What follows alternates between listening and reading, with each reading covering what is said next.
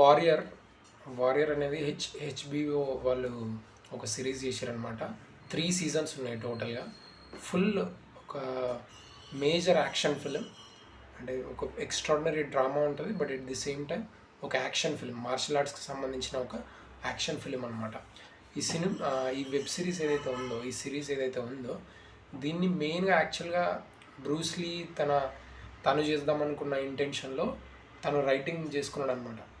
అంటే టోటల్గా చేయకముందుకే చనిపోయింది కాబట్టి అంతలోపే తన రైటింగ్స్ ఏవైతే ఉన్నాయో, ఈ వారియర్కి సంబంధించిన టైటిల్ అయితే ఏంది, స్టోరీ అయితే ఏంది, ఒక మెయిన్ స్ట్రక్చర్ ఏదైతే ఉందో అదంతా కూడా బ్రూస్లీ మెయిన్ రైటింగ్స్ అనమాట.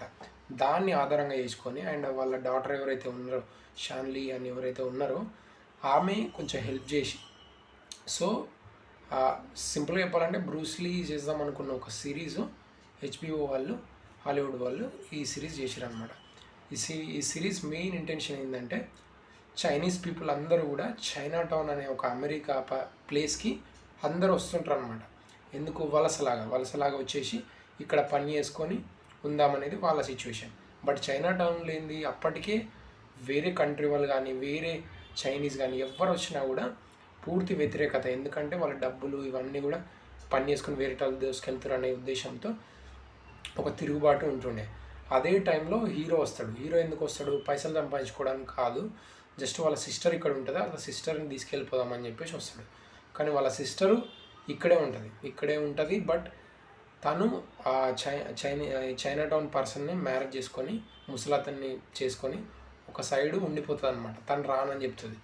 సో ఇతను కూడా ఆపోజిట్ గ్యాంగ్లో చేరుతాడనమాట. సో వీళ్ళిద్దరు, అంటే వాళ్ళ సిస్టరు అండ్ హీరో, వీళ్ళిద్దరి మధ్య ఉండే యాక్షన్ ఎపిసోడ్స్ ఏవైతే ఉన్నాయో, అంటే అది ఇంకా జస్ట్ సీజన్ 1లోనే జస్ట్ ఓపెన్ అవుతూ ఉంటుంది. బట్ సీజన్ 2, సీజన్ 3కి వచ్చేసరికి ఇంకా one of the mind blowing things ఉంటాయి అన్నమాట.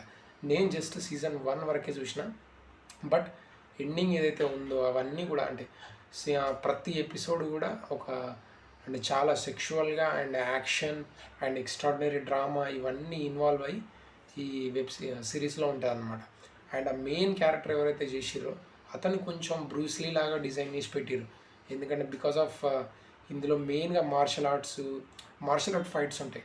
నార్మల్ యాక్షన్ కాకుండా ఒక మార్షల్ ఆర్ట్ స్టైల్లో డిజైన్ చేసిన ఫైట్స్ ఉంటాయి. అది ఈ సినిమాకి ఇంకా one of the best highlight అనమాట.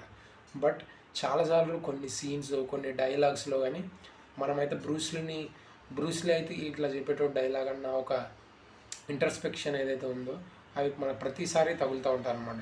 బట్ బ్రూస్లీ అనేవాళ్ళు ఎవరైతే, బ్రూస్లీని ఇప్పుడు నాకు చాలా ఇష్టం బ్రూస్లీ, ఇక్కడ చాలామంది అట్లా ఉన్నారు.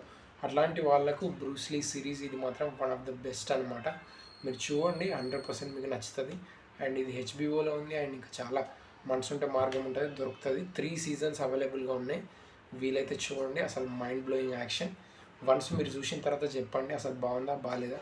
నాకైతే ఇప్పటివరకు చూసినంత ఎపిసోడ్స్ ఏవైతే ఉన్నాయో అవన్నీ అయితే నాకైతే చాలా బ్యూటిఫుల్గా అనిపించినాయి. వన్స్ మీరు చూసిన తర్వాత మీకు కూడా అర్థమవుతుంది అది ఎంత బ్యూటిఫుల్గా ఉంది ఏందనేది.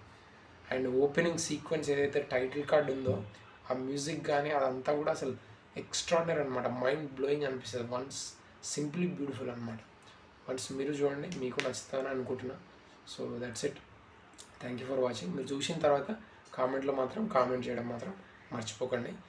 దాన్ని బట్టి నాకు అర్థమవుతుంది నేను చూసే సిరీస్, మీరు చూసే సిరీస్ ఏమైనా కనెక్ట్ అవుతున్నాయా లేదా అని.